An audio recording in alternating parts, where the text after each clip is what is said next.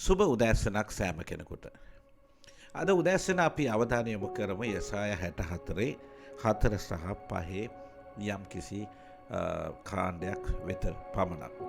මේ සඳහන් කරනවා තමන් ගැන බලා සිටින අය උදෙසා ක්‍රියා කරන්නා වූ ඔබ හැර වෙන දෙවි කෙනෙක් ඇති බවක් පුරාණයේ සිට අසන්ට යෙදුනේවත් කනට වැටුනේවත් ඇසින් දකින්නට යෙදුනේවත් නැත.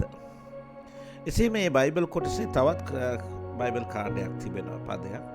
ප්‍රීති වී ධර්මිෂ්ඨකම් කරන්නා වූ ඔබගේ මාර්ගවලදී ඔබ සිහි කරන්නා වූ අයට ඔබ සම්බවනසේක.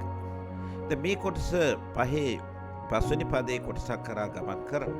කෙසේ නමුත් අපි මේ දෙස අවධානය යොමු කරොත් අපිට පේනවා දෙවියන් වහන්සේ ගැන බලා සිටමින් ප්‍රීති වී ධර්මිෂ්ඨකම් කරන්නා වූ දෙවියන් වහන්සේගේ මාර්ගවලදී උන්වහන්සේ සිහි කරන්නා වූ අයට උන්වහන්සේ සම්බ වෙනවා. ඒ වගේම ඒ අය උදෙසා දෙවියන් වහන්සේ ක්‍රියා කරනවා. දෙවියන් වහන්සේ කෙරෙහි බලා සිටමින් දෙවියන් වහන්සේගේ ඇස් ඉදිරියේ හරි දේ කරමින් උන්වහන්සේ කෙරෙහි අවධානය යොමු කරන ඇදහිල්ලෙන් සිටින මිනිසයා කෙරෙහි ක්‍රියා කරන දෙවියන් වහන්සේ අපේ දෙවියන් වහන්සේ කියනවා. ඒ ගැන බලන්න කියනවා යසායා.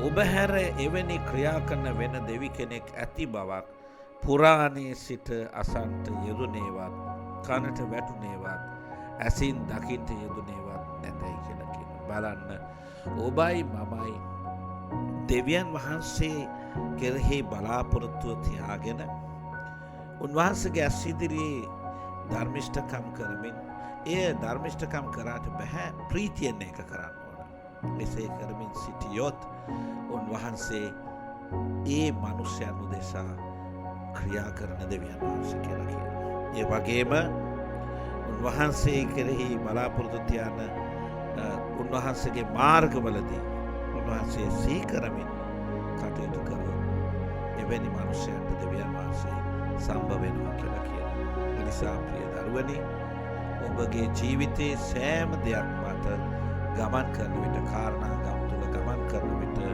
දෙවියන් වහන්සේ ඉදිරියේ ඒ බලාපොරොත්තු තියාගෙන උන්වහන්සේ ගැන බලාගෙන ඉන්න ඔබ උදෙසා උන්වහන්සේ ක්‍රියා කරන්නට යනවා.